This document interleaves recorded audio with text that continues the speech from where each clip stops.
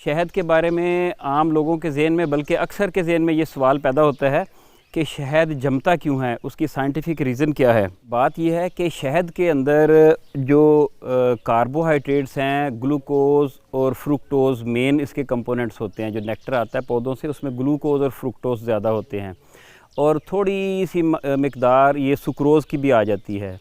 جو گلوکوز اور فرکٹوز مونوسیکرائڈز ہیں اور جو سکروز ہے ڈائی سیکرائڈ ہے۔ تو جو سکروز ہے وہ بہت جلدی کرسٹلائز ہو جاتا ہے۔ اگر شہد کے اندر سکروز کی مقدار زیادہ ہو جائے تو شہد جلدی کرسٹلائز ہو جاتا ہے۔ عموماً ہوتا یہ ہے کہ بہار کے موسم میں تقریباً ہر پودے کے اوپر پھول ہوتے ہیں، اور مختلف پودوں میں یہ جو شوگر ہیں، بیسک شوگر، گلوکوز، فرکٹوز، یہ ان کی کمپوزیشن مختلف ہوتی ہے۔ تو بہار میں گلوکوز بھی بنتا ہے، فرکٹوز بھی بنتا ہے، سکروز بھی بنتا ہے مختلف پھولوں کے اندر، تو وہ مکھی سارے لے کے آتی ہے۔ تو اس شہد کے اندر یہ تینوں جو شوگر کی قسمیں ہیں وہ اس میں آ جاتی ہیں۔ تو سکروز بہت مائنر کوانٹیٹیز میں آتا ہے لیکن آ جاتا ہے۔ تو سکروز کی موجودگی شہد کو گرینولیٹ کر دیتی ہے، اس کو کرسٹلائز کر دیتی ہے۔ دوسری بات اس میں یہ ہے کہ گلوکوز اور فرکٹوز جو ہیں یہ مونوسیکرائڈز ہیں، ان میں کوانٹٹی میں جتنا زیادہ ڈیفرنس ہوگا تو شہد اتنی دیر سے کرسٹلائز ہوگا۔ یہ جتنی ان کی جو کوانٹٹی قریب ہوں گی تو وہ اتنی جلدی کرسٹلائز ہوگا۔ کوانٹٹی کا جو فرق ہے اس کو میں اس طرح سے بتاتا ہوں کہ مثال کے طور پر گلوکوز ہے 10% اور فرکٹوز ہے 30%، یعنی کہ 20 کا بیچ میں ڈیفرنس ہے، تو یہ ڈیفرنس جو ہے ان کو جلدی کرسٹلائز نہیں ہونے دے گا۔ اور اگر گلوکوز ہے 10% اور فرکٹوز ہے 15% اور 5 کا بیچ میں مارجن ہے تو یہ بہت جلدی کرسٹلائز ہو جائے گا۔ تو بہرحال شہد کا جو کرسٹلائز ہونا یا جمنا ہے وہ ان کی اندر جو شوگرز موجود ہیں اس کے اوپر ڈیپینڈ کرتا ہے۔ دوسری صورت یہ ہے کہ شہد کے اندر بہت سارے پارٹیکلز بھی ہوتے ہیں۔ اس میں جو میجر پورشن ہوتا ہے وہ پولن ہوتے ہیں۔ پولن شہد کا حصہ نہیں ہوتے، لیکن مکھی جب شہد بنا رہی ہوتی ہے تو اپنے لاروی کو فیڈ کرنے کے لیے وہ پھولوں سے، جب پھولوں پہ پولن زیادہ ہو تو وہ لے کے آتی ہے۔ پولن بیسیکلی پروٹینز ہوتے ہیں، اور پروٹین لاروی کی گروتھ کے لیے بڑا ضروری ہوتا ہے اور بڑی فاسٹ گروتھ ہوتی ہے اس کی۔ تو جو ورکر بی ہوتی ہے اس کی کوشش ہوتی ہے کہ پولن لے کے آئے، ڈائریکٹ فیڈ کرے بچوں کو۔ تو جہاں پہ چھتے کے اندر کوئی خالی سیل ان کو نظر آتا ہے وہ اس میں پولن ڈپازٹ کرنا شروع کر دیتی ہیں اپنی ضرورت کے مطابق۔ اور جو ملکہ مکھی ہوتی ہے اس کی فطرت میں لکھا ہوتا ہے کہ اس نے انڈے دینے ہیں، اپنی نسل کو آگے بڑھانا ہے، تو جب اس کو کوئی خالی سیل ملتا ہے تو وہ اس میں ایگ لے کر دیتی ہے، انڈا دے دیتی ہے۔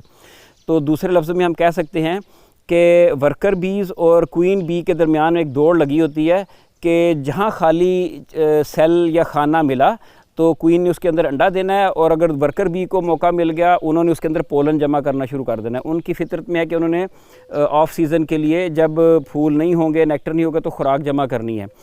تو اس لیے چھتے کے اندر بہت سارے خانوں میں شہد موجود ہوتا ہے، اور بیچ میں کچھ خانوں میں پولن بھی ہمیں نظر آتا ہے۔ جب ہم شہد نکالتے ہیں تو پولن جو ہے وہ شہد میں شامل ہو جاتے ہیں۔ مائکروسکوپک لیول کے ہوتے ہیں، بہت چھوٹے ہوتے ہیں، مائکروسکوپ سے خوردبین سے نظر آتے ہیں، لیکن شہد کے اندر آ جاتے ہیں۔ اور یہ جو پولن ہوتے ہیں یہ ایک نیوکلیس کا کام کرتے ہیں۔ اس کی مثال میں اس طرح دیتا ہوں کہ اگر آپ ریگستان میں کہیں گزر ہو تو ریت اڑتی ہے، چلتی ہے، تیز ہوائیں چلتی ہیں، تو ریگستان میں کوئی پتھر پڑا ہوا ہو یا کوئی درخت ہو یا کوئی چھوٹی سی شاخ پڑی ہوئی ہو تو ریت کے ذریعے اس کے ساتھ آ کے آہستہ آہستہ جمع ہونا شروع ہوتے ہیں۔ ایک چھوٹا سا ایک ابھار سا بن جاتا ہے، ڈھیری لگ جاتی ہے، جو بھی کہہ لیں آپ۔ تو جو شہد کے اندر پولن ہیں وہ نیوکلیس کا کام کرتے ہیں۔ بالکل اسی طرح جیسے سردیوں میں دھند ہوتی ہے، فوگ ہوتی ہے، تو اس میں جب کاربن پارٹیکل، ڈسٹ پارٹیکل اوپر پہنچ جاتے ہیں تو وہ نیوکلیس کا کام کرتے ہیں، تو اس کے گرد جو واٹر مالیکول جمع ہوتے ہیں تو وہ اسموگ کی صورت اختیار کر لیتے ہیں۔ اسی طرح شہد کے اندر جو پولن ہوتے ہیں نیوکلیس کا کام کرتے ہیں، تو باقی جو اس کے کمپوننٹس ہیں وہ اس نیوکلیس کے گرد جمع ہونا شروع ہوتے ہیں اور کرسٹل بننا شروع ہوتے ہیں۔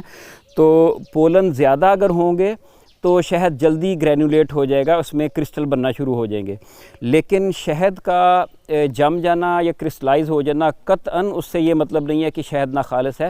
خالص شہد ہمیشہ جمتا ہے۔ جو بہار کے موسم میں پھولوں سے حاصل ہونے والا شہد ہوتا ہے وہ جلدی جم جاتا ہے کیونکہ اس میں تینوں طرح کی شوگرز آ رہی ہوتی ہیں، گلوکوز، فرکٹوز، سکروز، اور پولن بھی زیادہ آ رہا ہوتا ہے۔ لیکن جو خزاں کے موسم میں شہد بنتا ہے ستمبر اکتوبر میں، تو اس سیزن میں سوائے بیری کے درخت کے اور کسی پودے پہ پھول نہیں ہوتے، تو جو بیری کے پھول ہیں اس میں جو شوگر ہے وہ گلوکوز، فرکٹوز ہے، سکروز نہیں ہوتی، اور دوسرا اس میں پولن اتنے نہیں آتے، تو بیری سے حاصل کیا جانے والا شہد جو ہے وہ بہت دیر سے دوسرے یا تیسرے سال کے بعد جم جاتا ہے۔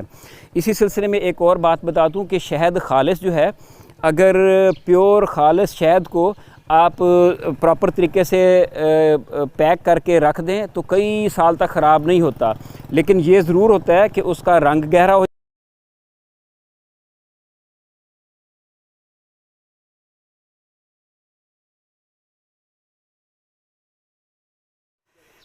یہ اس میں آپ دیکھ سکتے ہیں کہ ایک ہی کوم ہے، ایک ہی چھتا ہے، اور اس کے سینٹر میں آپ کو ڈارک براؤن کلر کے نظر آ رہے ہیں، اور سائیڈوں پہ پیریفری پہ لائٹ براؤن یا آف وائٹ کلر کے سیلز ہیں، یہ شہد ہے۔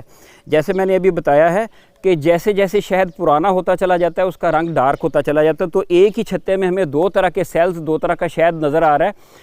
تو اس سے ثابت یہ ہوتا ہے کہ یہ جو سینٹر میں شہد ہے یہ پچھلے سیزن کا ہے جو بچا رہ گیا، اور جو پیریفری پہ ہے وہ اس بہار کا انہوں نے بنایا ہے، یعنی کہ ایک ہی چھتے کے اندر دونوں طرح کا شہد ہمیں مل رہا ہے۔ اور اس سے یہ بھی ثابت ہوتا ہے کہ شہد جیسے جیسے پرانا ہوتا چلا جاتا ہے وہ اس کا کلر ڈارک ہوتا چلا جاتا ہے۔